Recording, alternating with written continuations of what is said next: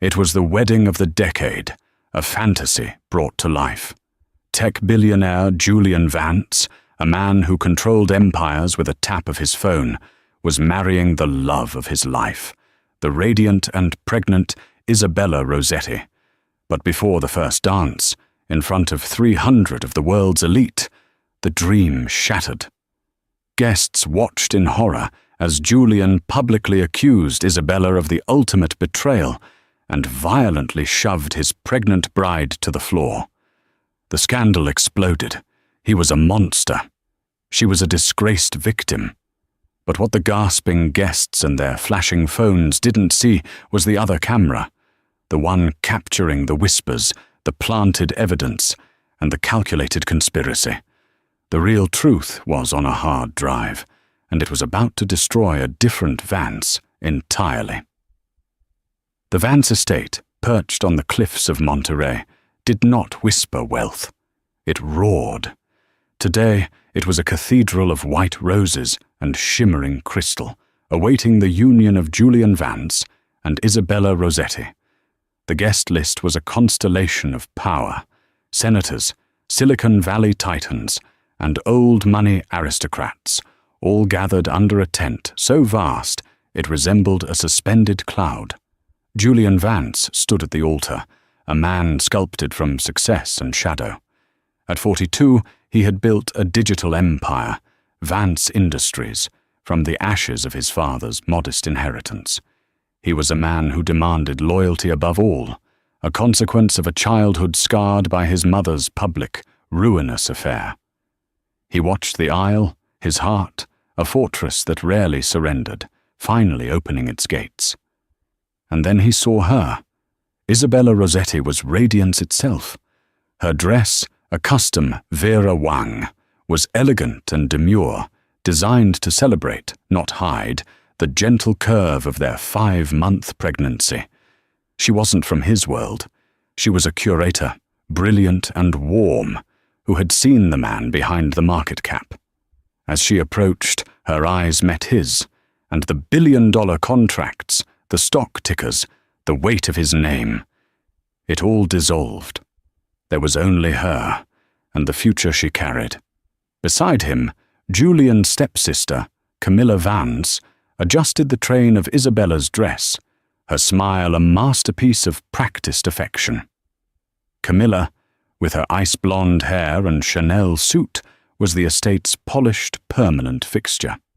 She had run the Vance Family Foundation for a decade, and to the public, she was the epitome of grace.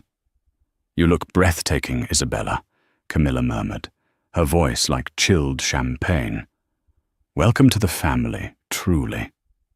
The vows were intimate, a stark contrast to the public spectacle. Julian's voice, usually so commanding in boardrooms, was thick with emotion. "I have built walls my entire life, Isabella," he said, sliding the heavy platinum band onto her finger. "Walls of code, walls of steel, and walls around my heart. You didn't just climb them, you dismantled them. You and this child. You are my legacy.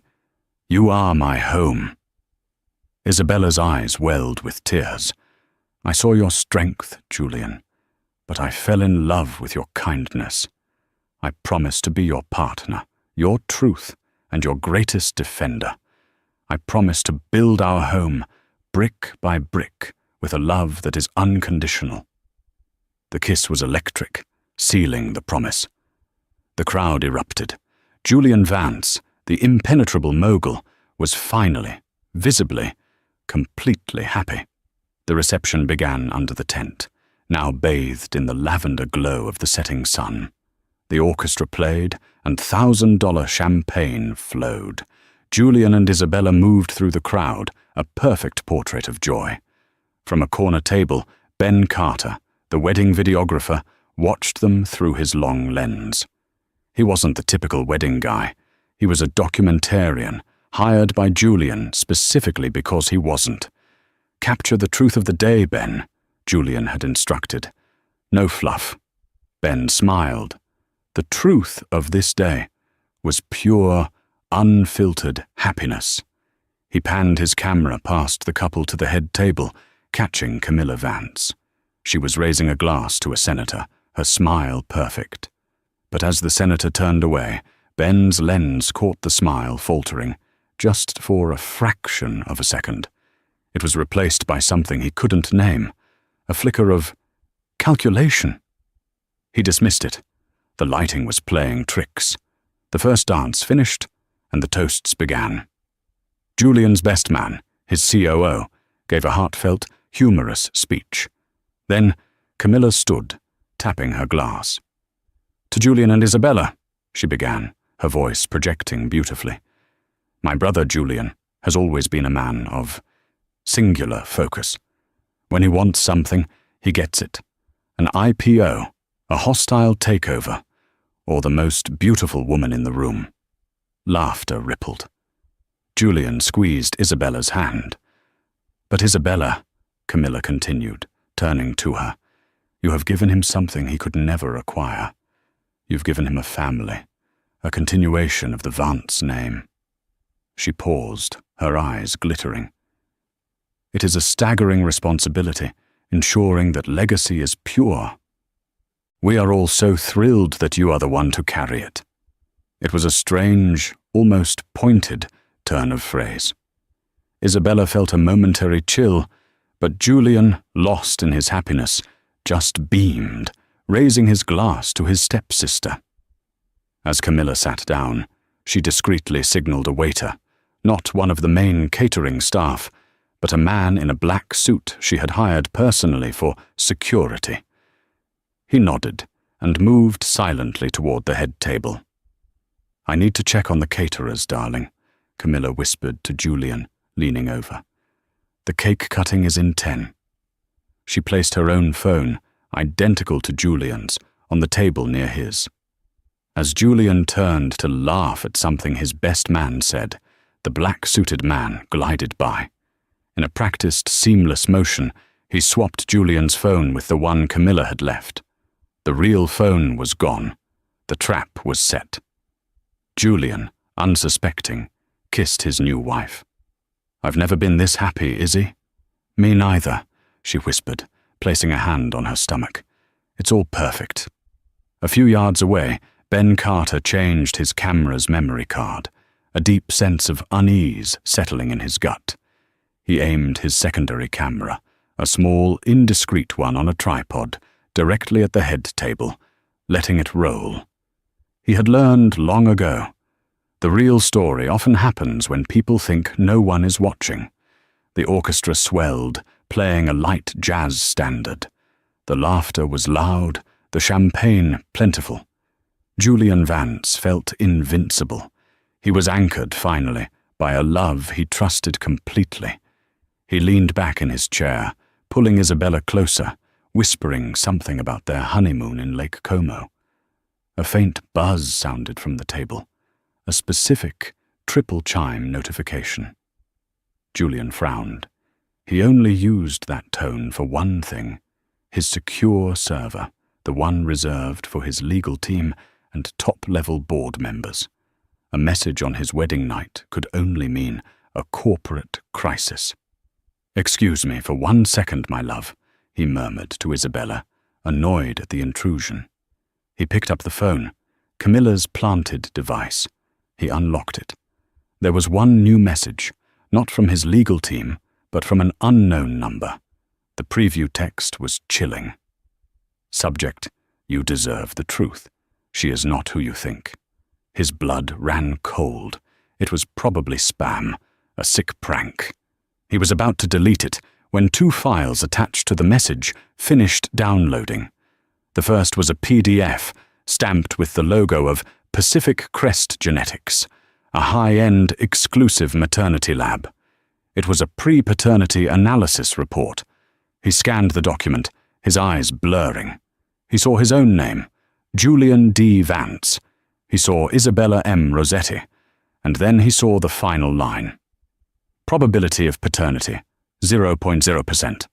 The alleged father, Julian D. Vance, is excluded as the biological father of the male fetus. The music from the orchestra seemed to recede, replaced by a deafening roar in his ears. 0%. Male fetus. He didn't even know it was a boy.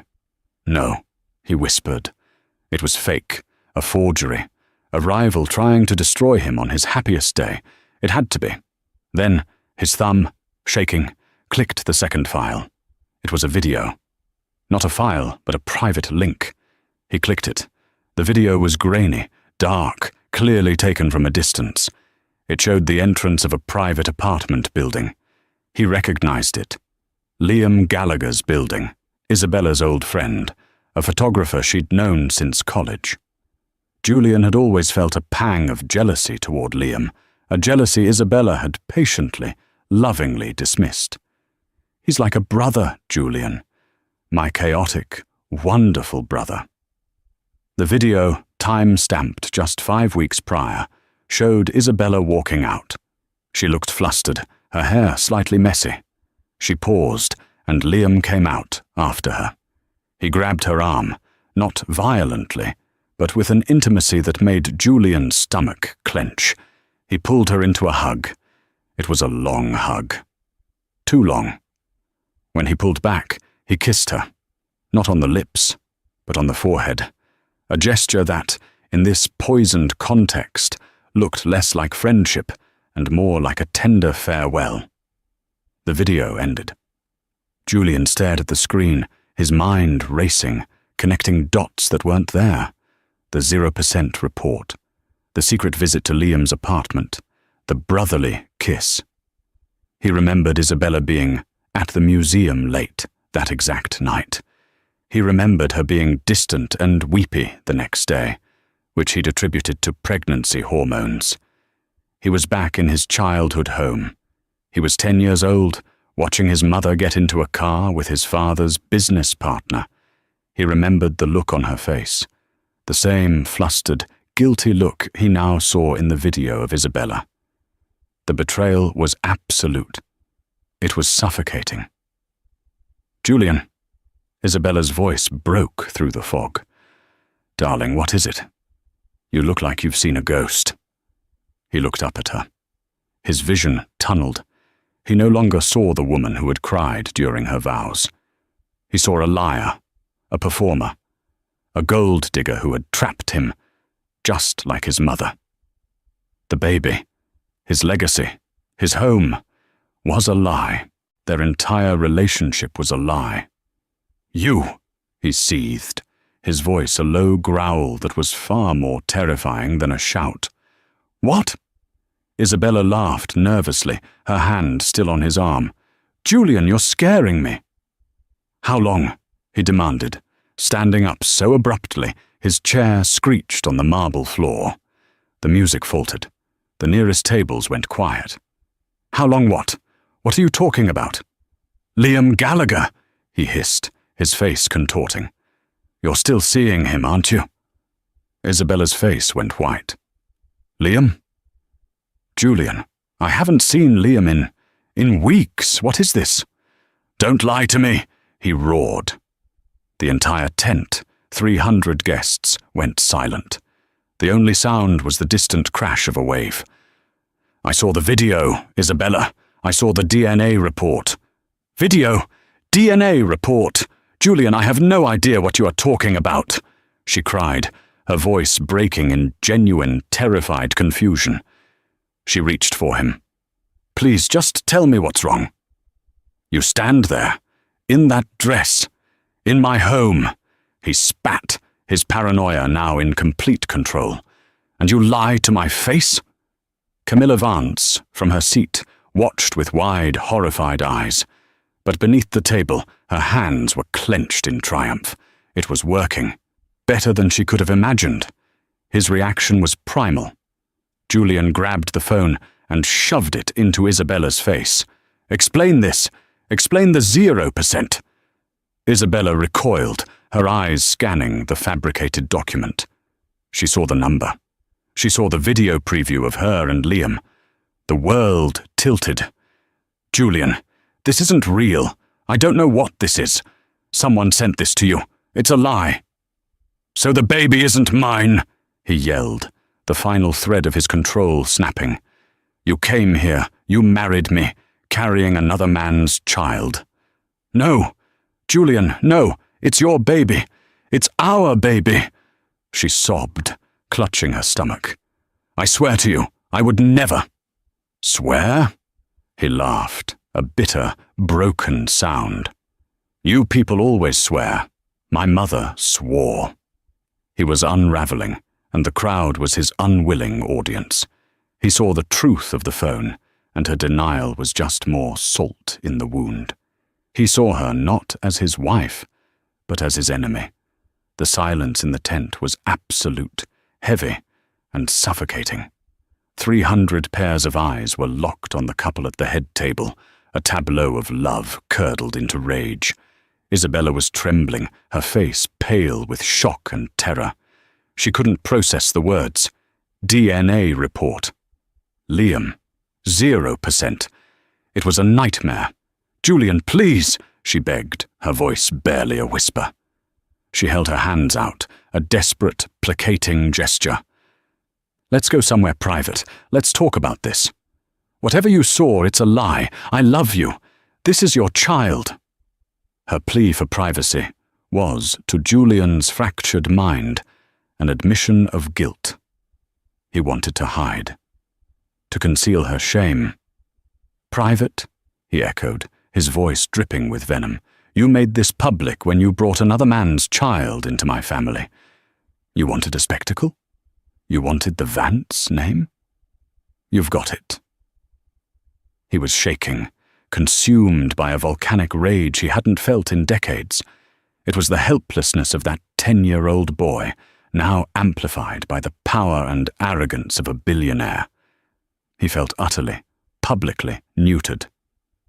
Isabella took a step toward him, tears streaming down her face, staining the perfect silk of her dress. "No. Please don't do this to us. Don't do this to me. I don't know what you're talking about." She reached for his arm, her touch intended to ground him. But to Julian it felt like the touch of a serpent. "Don't touch me." He recoiled, and as she reached again, desperately, he snapped. It wasn't a punch. It was something almost worse in its dismissiveness, its utter contempt. He shoved her, a hard, two-handed push to her shoulders. "Get away from me," he roared. Isabella, 5 months pregnant and caught off guard, had no balance. She stumbled backward. Her heel caught on the hem of her own wedding dress. Time seemed to slow down. The guests watched, paralyzed, as the bride fell. She fell in a cloud of white Vera Wang silk, her hands flying instinctively to her pregnant stomach. She hit the polished marble floor with a sickening, heavy thud. A single champagne flute, knocked from the table by her dress, shattered on the floor beside her. For a full second, the only sound was Isabella's sharp, terrified gasp of pain. Then, chaos. Multiple women screamed. Someone yelled, "Oh my God!" A dozen phones, which had been discreetly recording, were now held aloft, openly. Camilla Vance was the first to move. She shot up from her chair, her face a mask of pure horror, playing the role of the century. "Julian, what have you done?" She rushed to Isabella's side, gathering the sobbing, terrified woman into her arms. "Isabella, are you okay? The baby! Someone call an ambulance! Now!" Isabella was clutching her stomach, rocking back and forth, whispering, "No, no, no! My baby! Julian, why?" She was in pain, but the agony on her face was one of profound emotional destruction. Julian stood frozen, staring down at her. The red haze of his rage began to clear, replaced by the icy shock of his own actions. He saw his pregnant wife on the floor. He saw the terror in her eyes. He saw the 300 witnesses. He saw the flashing cameras of their phones. He had just attacked his pregnant wife at his own wedding. The lie had been delivered, and he had executed the plan to perfection. Get her out of here," he stammered, not at Isabella, but at the security guards who were now rushing forward. Get her. To a hospital. You monster, a voice yelled from the crowd. It was Maria Rossetti, Isabella's mother. She ran forward, pushing past a senator, and dropped to her knees beside her daughter. She glared up at Julian with a hatred so pure it was a physical force. "You did this! You animal!" Julian stumbled back, bumping into the cake table. He looked at his hands, the hands that had just shoved his wife. Ben Carter, the videographer, had not stopped filming. He had 2 cameras running. One was wide, capturing the entire horrifying scene. The other, his main rig, was zoomed in tight. It captured the fake DNA report on the phone screen. It captured the look of utter, genuine confusion on Isabella's face. It captured the split-second, triumphant smirk that flashed across Camilla's face before she composed it into horror. He had caught it. He had caught all of it. "Sir, we should go," Julian's personal security chief, a man named Reynolds, said, grabbing his arm. Julian let himself be pulled away, walking like a man in a trance, past the shattered glass, past the accusing stares, past the woman he had just promised to love and protect, who was now a weeping heap on the floor. As Camilla helped Isabella up, with Maria's help, she whispered into Isabella's ear, just loud enough for the 2 of them. "I tried to warn you, dear. He's unstable. Just like his father." It was the final, perfect twist of the knife, painting Julian as a madman and herself as the long-suffering, supportive sister. The wedding of the decade was over. The scandal of the century had just begun. Within 60 minutes, the internet was on fire. Vance was the #1 trending topic worldwide. The shaky phone videos uploaded by guests before Julian's security could impose a lockdown were everywhere. TMZ. Billionaire's bridal battery. Julian Vance attacks pregnant wife. Daily Mail. The shove heard round the world. Inside the Vance wedding nightmare. Forbes. Vance Industries stock tumbles in after-hours trading following CEO's public assault. The narrative was set in stone. Julian Vance was a violent, unstable monster. Isabella Rossetti was the tragic, gold-digging victim who had perhaps been caught. The public consensus was brutal and almost entirely wrong. Isabella was rushed to St. Jude's private hospital. She was sequestered in the VIP wing, her room guarded. Her mother, Maria, sat beside her, her face a mask of cold fury. The diagnosis came after a terrifying hour. Isabella was bruised, and the baby had a high heart rate from the stress, but both were, miraculously, physically unharmed. The emotional damage, however, was catastrophic. He believed it, Isabella whispered, staring at the beige hospital wall. She had been explaining the evidence Julian had shown her. He didn't even ask me. He just believed it. "He's a Vance, tesoro mio," Maria spat. "They are poison. They buy everything and destroy everyone. You are done with him. As soon as you are discharged, we are gone. You and my grandchild will never see him again." Isabella didn't answer. She just cried, a deep, silent, hollow cry for the man she thought she knew, and the future that had been stolen from her in a single, violent instant. Miles away, in the cold, cavernous study of his estate, Julian Vance was doing his own self-destruction. The remaining wedding guests had been ushered out in horrified silence. The staff had vanished. The white roses and crystal were a grotesque mockery. Julian had shattered 3 glasses of 50-year-old Macallan against a fireplace. The planted phone lay on his desk, the evidence glowing on its screen. He had watched the video of Liam and Isabella a dozen times. Each viewing confirmed his paranoia. The hug was too long. The kiss was too intimate. The 0.0% was a statistical fact. He had been played. He was a fool. His rage at Isabella was matched only by his self-loathing. He, Julian Vance, the man who read markets and people with terrifying accuracy, had been blinded by a curator and an artist. Camilla entered the study without knocking. She had cultivated the air of a crisis manager. "Julian, you need to listen to me," she said, her voice firm but sympathetic. "Get out, Camilla." "I won't. I'm the only one on your side right now.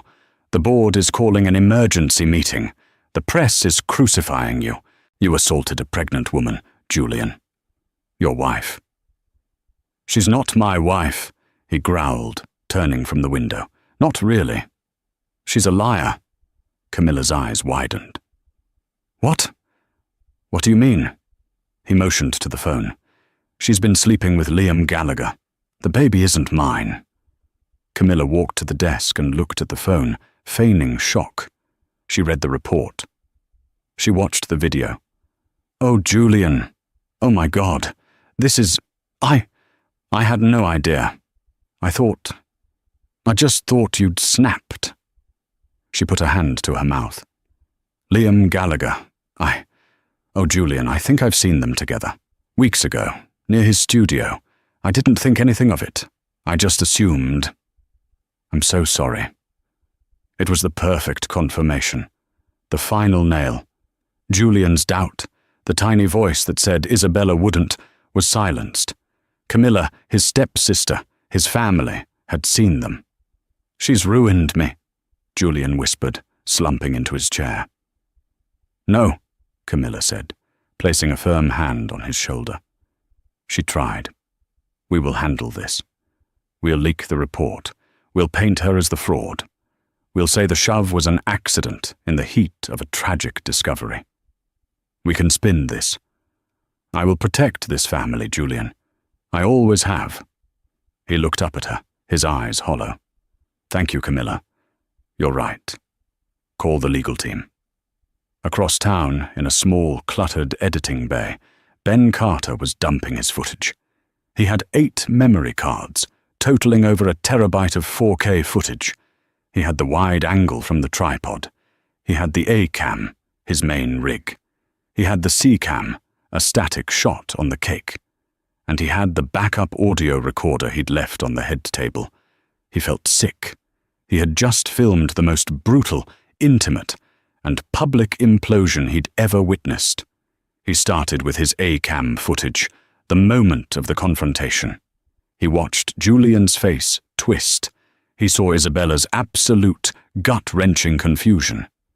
"She doesn't know what he's talking about," Ben thought. "I've filmed hundreds of people. That is not the face of a liar." He isolated the audio from the clip. Julian's roar, "Explain the 0%!" Then he went to the static tripod shot. It was wider, showing the whole head table.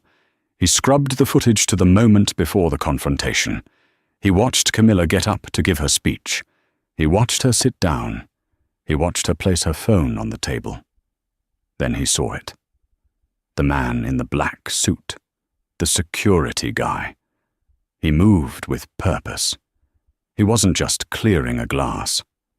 Ben zoomed in, enhancing the digital image. He saw the man's hand hover over the table. He saw the swap. Julian's phone, with his custom-engraved Vance Industries logo, was palmed. The other phone, the identical one, was left. Ben's heart hammered against his ribs. "Holy!" He rewound. He watched Camilla.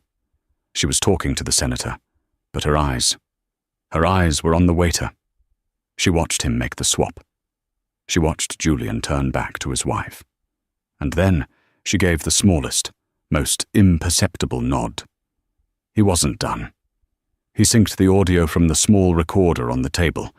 It was muffled, full of clinking glass and music. But he was an expert.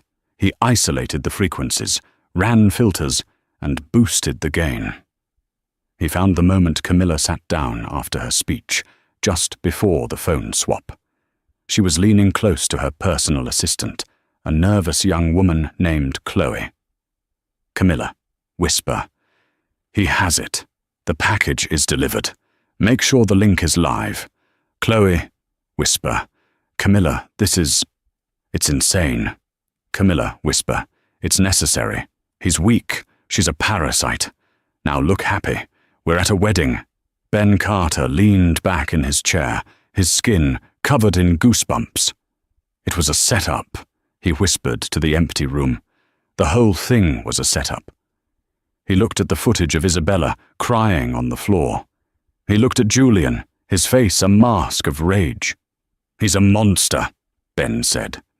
But he's not the only one. He had the how. He didn't have the what. He didn't have the real DNA report or the real context of the video. To free Isabella, he had to find the truth.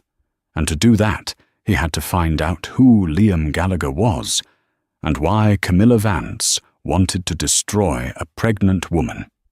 Ben Carter didn't sleep. He lived on black coffee and the humming adrenaline of a journalist who had just stumbled onto the truth.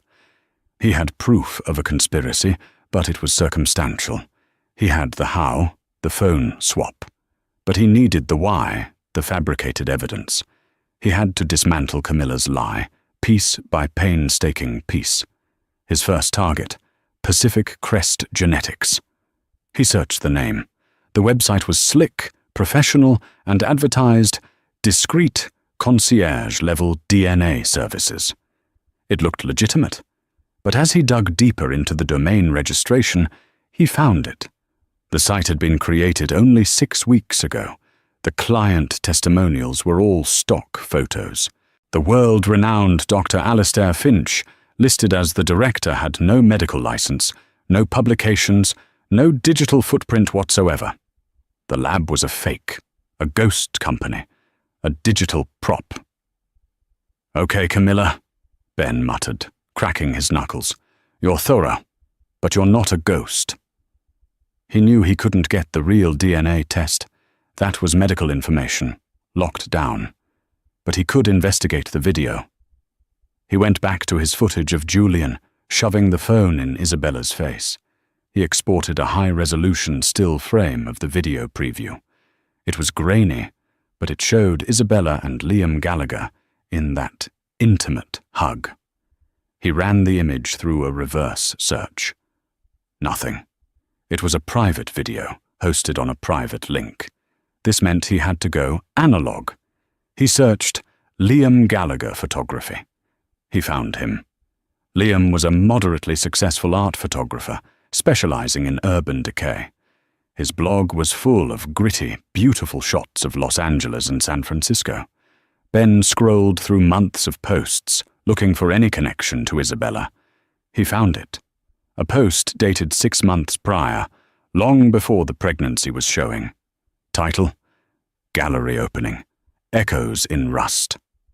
The post was a photo dump from his first solo gallery show.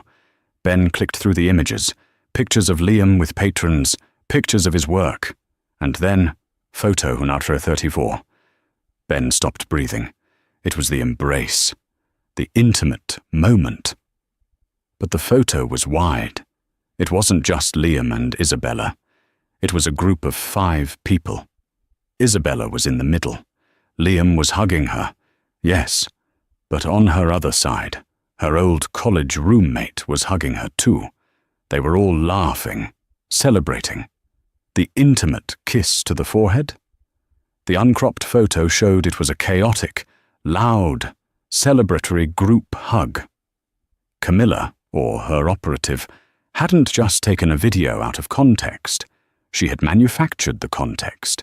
She had taken this public photo, digitally isolated Liam and Isabella, and then applied a filter or effect to make it look like a grainy, secret video recording. It wasn't a video at all. It was a live photo or a GIF, created from a single, innocent still frame. "You sociopath," Ben whispered, the scale of the deception horrifying him. He now had irrefutable proof that the 2 key pieces of evidence were malicious fabrications. But he was missing the crucial link, how to tie them directly to Camilla. He had the audio of her and her assistant, Chloe, but it was just whispers. He needed something solid, He looked back at his notes. The man in the black suit. The waiter. He wasn't on the catering staff. He was Camilla's private hire. Ben went through all his C-cam footage from the reception. He found the man again, standing near Camilla's table. Ben zoomed in. He got a clear shot of the man's face. Ben ran a simple facial recognition search, cross-referencing with private security firms in the Monterey area. He got a match. The man's name was Thomas Dolan, an ex-cop turned private investigator. His specialty? Digital surveillance and spousal infidelity. Camilla hadn't just hired a waiter. She'd hired a PI to plant the phone. The pieces were slamming together. Camilla fakes a DNA lab. She doctors a 6-month-old photo to look like a recent secret rendezvous. She hires a PI, disguised as a waiter, to swap Julian's phone at the perfect, high-impact moment. But why? Ben Googled Vance Industries inheritance. The articles were dense, but the story was clear. When Julian's father, Arthur Vance, died, he left 80% of the company, the controlling stake, to Julian, his biological son. He left the family foundation and a 20% non-voting stake to Camilla, his stepdaughter. For years, Camilla had been the face of the family, but Julian held all the power, and now Julian was married. More importantly, he was having a child, a male child, as the fake report conveniently mentioned. Once that child was born, Julian's bloodline would be secure. The Vance empire would pass to his son. Camilla's own children would be forever sidelined, a footnote in the family dynasty. Unless Julian has no heir, Ben said aloud. Unless he divorces Isabella before the baby is born. Unless he disavows the child as a bastard. If Julian believed the baby wasn't his, he would cut Isabella out. He would be enraged, broken, and alone. And who would be there to protect the family and help him pick up the pieces? Who would become his sole confidant, his only trusted family member? Camilla. This wasn't just about jealousy. It was a coup, a cold, calculated corporate and familial takeover, decades in the planning. Ben felt a cold dread. Camilla wasn't just manipulative. She was dangerous. He was sitting on a story that could get him killed. He was just a videographer. But then he remembered Isabella's face, the genuine confusion, the terror, the pain. He remembered the sound of her hitting the floor.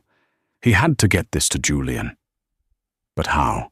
Julian was insulated, surrounded by the very security team Camilla likely had connections with. He couldn't just email it. It would be blocked. He couldn't walk up to the estate. He'd be arrested. He looked at the audio file of Camilla and her assistant, Chloe. Camilla, it's insane. Chloe, the assistant. She was the weak link. She was scared. Ben tracked down Chloe's social media. He found her. He sent a single direct message from an anonymous encrypted account. Subject, I know what you did. Message, I have the audio from the head table. I have the video of the phone swap. You helped Camilla Vance frame Isabella Rossetti. You have 24 hours to help me make it right, or this audio file goes to the police and the New York Times. Your life will be over. Meet me. 8 a.m. Pier 39. Come alone. It was a bluff. He wouldn't ruin the young woman's life. But he was betting her fear of Camilla was now less than her fear of exposure. He hit send, his heart pounding. The entire plan, exposing Camilla, saving Isabella, and rewriting the entire ugly story, now rested on one terrified personal assistant. The fog rolled thick over the San Francisco Bay, swallowing the sounds of the early morning tourists at Pier 39. Ben Carter sat on a bench, a baseball cap pulled low, his laptop bag clutched in his lap. He felt exposed, paranoid. 8:05 a.m. She was late. He was about to leave when a small, trembling figure emerged from the mist. Chloe, Camilla's assistant, looked like she hadn't slept in days. Her eyes were red-rimmed and darting nervously. "You're the videographer," she whispered, sitting at the opposite end of the bench. "I am," Ben said quietly. "And you're the one who helped frame a pregnant woman." Chloe burst into silent tears. "I didn't know what it was." "Not really. She just said Julian was being catfished, that this was an intervention. She said this person, Isabella, was a fraud and she had to protect him. I booked the PI Thomas Dolan. I built the website for the genetics lab from a template she gave me. I thought I was helping." "And the photo?" Ben asked, his voice hard. "She gave it to a digital artist in her marketing department. She said it needed to be recontextualized." "I didn't see the final product until I saw it on the news," Chloe sobbed. "When I saw what he did, when I saw her fall, oh my God, I'm an accessory to I don't know what." "You're an accessory to a lie, Chloe. And Camilla is letting you take the fall if this ever comes out. She'll say you were a disgruntled employee." "I know," she whispered, panicked. She's already freezing me out. My security pass was deactivated this morning for protocol updates. She's cutting me loose." "Then you have nothing to lose by helping me," Ben said. "I'm not going to the press. Not yet. I'm going to Julian. He deserves to know the truth, but he's locked down. I can't get to him." "You can." "I can't," she said. "My pass is dead. Reynolds, his head of security, has orders to keep everyone out." "Reynolds, yes," Ben said, remembering the man who had pulled Julian from the reception. "But not everyone answers to Reynolds. Julian is a tech mogul. His house isn't just guarded by men, it's guarded by a system. Who runs the system?"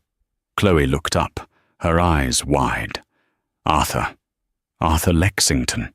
He's the estate's IT director. He built Julian's entire smart home infrastructure. He's a total recluse, lives in the server room in the sub-basement. He answers only to Julian. And Camilla, she hates him," Chloe said, a tiny, bitter smile appearing. "She tried to fire him 12 times, said he was a liability, but Julian protects him. Arthur is odd, but he's a genius, and he's loyal to Julian, only Julian."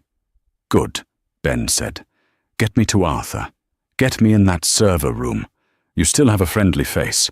You can get to the staff entrance. Tell the guards you're there to pick up personal items from your desk. Find a way to get me to that sub-basement." It was a desperate, insane plan. But Chloe, seeing the digital noose Camilla had placed around her, nodded. Okay. But if we're caught, the truth is worth the risk," Ben said. "Let's go."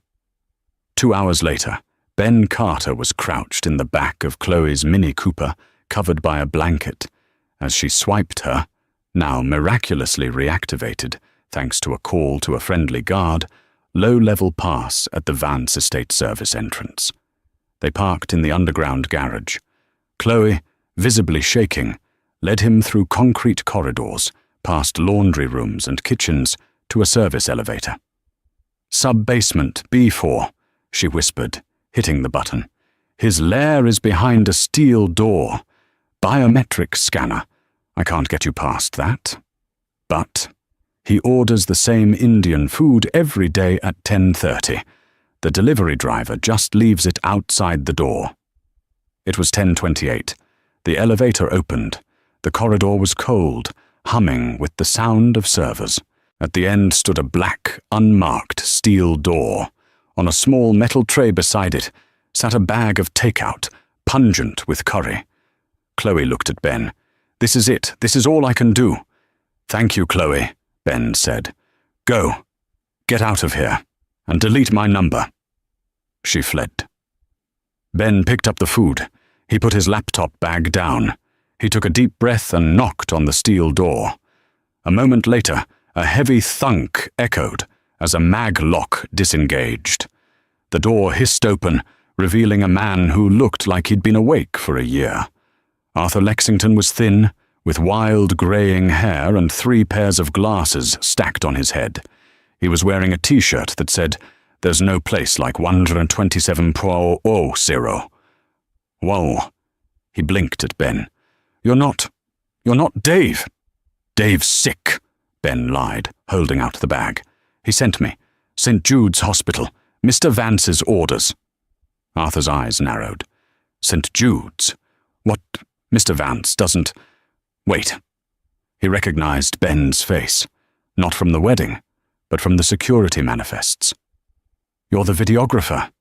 Ben dropped the food bag and shoved his laptop into Arthur's hands. "Yes, and you're the only one who can get me to Julian Vance. You have 5 minutes to look at what's on this desktop, or you can call security.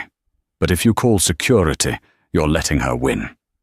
Arthur, intrigued by the sheer audacity, looked from Ben to the laptop. Her? Camilla. That one word was all it took. Arthur snatched the laptop, pulled Ben inside, and slammed the steel door. The maglock sealed with a terrifying thud. The server room was a cold, dark maze of blinking green and blue lights. Arthur sat at his command center, a desk with 9 monitors. He plugged in Ben's laptop. On the desktop was a single video file, the truth.mp4. Arthur hit play. Ben had edited it brilliantly. It wasn't just a collection of files. It was a narrative. It opened with the wedding vows. "Julian, you are my home. Isabella, a love that is unconditional." Cut to the static tripod shot. Camilla planting her phone. Cut to the PI, Tom Dolan, making the swap. Zoom in, enhance. Cut to the audio file visualized. Camilla's voice. "Make sure the link is live. She's a parasite." Cut to the doctored video. Then a wipe effect, revealing the full, uncropped group photo from Liam's gallery. The lie and the truth side by side. Cut to a screen recording of Ben's investigation into Pacific Crest Genetics, showing the fake domain, the stock photos. Final cut, Julian's face as he shoves Isabella. Then Isabella's face, her genuine, terrified confusion. Then Camilla's face, that split-second, triumphant smirk before she feigned horror. The video ended. The room was silent, save for the hum of the servers. Arthur Lexington stared at the screen, his face pale. He had watched the wedding on the security feeds. He had seen the public fallout. He, like everyone, assumed the worst of Isabella. "That bitch," Arthur whispered. His fingers, which had been still, flew across his keyboard. He pulled up the estate's internal security logs. "She's been busy," Arthur muttered. "She accessed Julian's private medical files 3 months ago. That's how she knew who his private doctor was. To impersonate a report. She's been tracking Isabella's GPS for 6 months via the car Julian gifted her. She built this." "He's her brother," Ben said, horrified. "Step-brother," Arthur corrected, his voice flat. "And he's in the way of her inheritance. She's been trying to get me fired for years because she knows I see everything. And I didn't see this." "We have to show him," Ben said. "He's in the main study, drunk from the looks of the internal cams, and Camilla is on her way back to the estate. Her car just passed the gate," Arthur said, looking at a monitor. "She's coming to console him, to cement her position." "Then we have to go now," Ben urged. Arthur stood up. He grabbed Ben's laptop. "No, I have to go now. You are a civilian. You are trespassing. But I am the IT director, and I have an emergency system update for Mr. Vance." He walked to the steel door. "You wait here. If I'm not back in 10 minutes, this door unlocks. Take the service elevator to the garage. Get in your car and drive, and leak the video. Arthur, wait. Mr. Vance is a hard man, Arthur said, not looking back. But he's not a stupid one. He's just paranoid. She used his own bug against him. It's time to run the antivirus. The door hissed open, and Arthur Lexington, the reclusive IT director, sprinted down the hall toward the main house, Ben's laptop clutched like a weapon. Julian Vance sat in his cavernous study, the room dark save for the glow of the city lights. An empty bottle of Macallan lay on its side. He was staring at the planted phone, rereading the 0.20% report until the words blurred. He was a broken man, convinced his rage was justified, a righteous, if brutal, response to an unforgivable betrayal. He heard the study doors open. "Go away, Camilla. I don't want your sympathy." "It's not Camilla, sir." Julian spun his chair. Arthur Lexington, his hermit-like IT chief, was standing there, breathless, and holding Ben Carter's laptop. "Arthur? What the hell? I told Reynolds no one." "Reynolds doesn't control my access, sir." "You do," Arthur said, walking to the 85-inch monitor Julian used for market analysis. He plugged in the laptop. "I have an intrusion report. Your entire life has been hacked, Mr. Vance, and the virus is in this house." He clicked play. The room filled with the sound of Julian's own vows. He flinched, but before he could shout, he saw it. The tripod angle, the phone swap. He heard Camilla's whisper, "She's a parasite." He watched, frozen, as the side-by-side comparison showed the doctored video against the innocent group photo. He saw the fake genetics lab, and finally, Camilla's split-second, triumphant smirk. The video ended. Julian was not moving. The betrayal he had felt from Isabella was a phantom. This was real. It was a betrayal of blood, so profound and sociopathic it eclipsed his rage and left only a vacuum. He had been a puppet. "She's at the front door, sir," Arthur said, checking his phone. Julian stood. He was no longer the broken, drunken man. He was the Julian Vance who led hostile takeovers, cold, precise, and lethal. "Arthur, go. Get that videographer out of my house. Send him a wire for 10 times his fee, and tell him thank you." As Arthur vanished, Julian buzzed his security. "Reynolds, Miss Camilla is here. Show her in, and have 2 of your men wait outside the doors. Do not let her leave." A moment later, Camilla swept in, her face a mask of sisterly concern. "Julian, darling, I was so worried. I brought the legal team. We've drafted a statement." "Thank you, Camilla," Julian said, his voice terrifyingly calm. "You've been so helpful." "Of course," she said, approaching him. "I will always protect you." "My mistake," Julian said, turning from the window, was not believing her.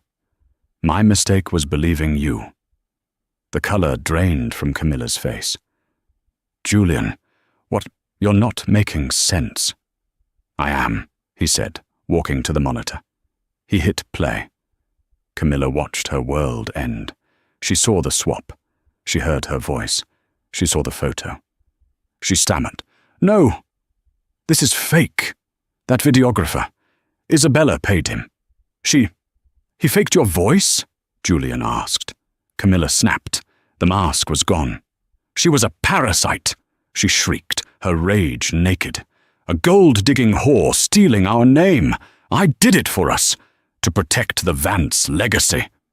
"You are the parasite," Julian whispered. "The legacy is mine. The son is mine." He hit the intercom. "Security." The guards entered. "I'm not calling the police," Julian said. "That's your style. I'm calling the board. I'm calling your banks. You are cut off. From the company, from the family, from everything. If I ever see your face again, I will release this video. Now get out of my sight." Julian drove himself to St. Jude's. He was met at the door by Maria Rossetti, a wall of maternal fury. "You are not welcome here. Get out." "Maria, please. It was a lie. It was Camilla." "I don't care what your excuse is," she hissed. A good man, a man who loved her, would have asked. "You are a broken, poisoned man. Leave." The door opened. Isabella was standing there, pale, in a hospital gown. "Mama, let him in. Please." Inside the sterile room, Julian didn't make excuses. He just placed his phone on the bed and played the video. Isabella watched. She saw the setup, the lie, the smirk. When it finished, she was silent for a full minute. "She did all that," Isabella said quietly, her voice flat. "But you were the one who believed it. You were the one who pushed me." "I know," Julian whispered, sinking to his knees. "She used my past against me. My mother. She knew. The baby is fine, Julian, our son. He's fine." Julian let out a sob of relief, but Isabella cut him off. "But we are not. The truth is out." "Good. But the truth doesn't fix this.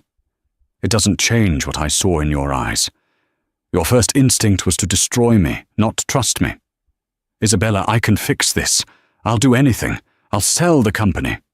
"I know you would," she said, a single tear falling. "But you can't fix this. I need to go home. To my mother's. I need to be safe." "You are safe with me, I swear." "No, Julian," she said, her voice finding its strength. I'm not safe from your past. Not yet." She stood, holding her stomach. "You can be at the birth. He is your son. You can be his father. But I don't know if I can be your wife. Not for a long time. Maybe never." Julian Vance, the man who had everything, nodded. He had lost. The video had revealed the truth. But the truth was just the beginning of a much longer, more painful road. The video changed everything, but it couldn't erase the scars. Julian exposed Camilla's conspiracy, and she vanished, her name and fortune stripped away. But he couldn't undo his own actions. Isabella found justice, but she lost her trust.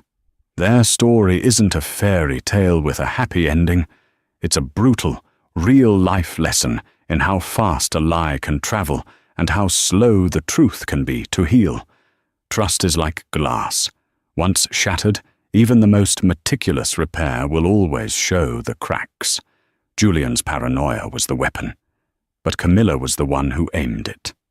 Isabella and their unborn child were just collateral damage in a war for a dynasty. What do you think? Could you ever truly forgive a betrayal like that, even if it was based on a sophisticated lie? Or was Julian's reaction the real betrayal, proving he was never the man she thought? Let us know your thoughts in the comments below.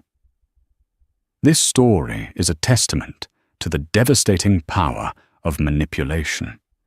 If it moved you, please like this video, share it with someone who needs to hear it, and subscribe to our channel for more real-life dramas that will leave you breathless.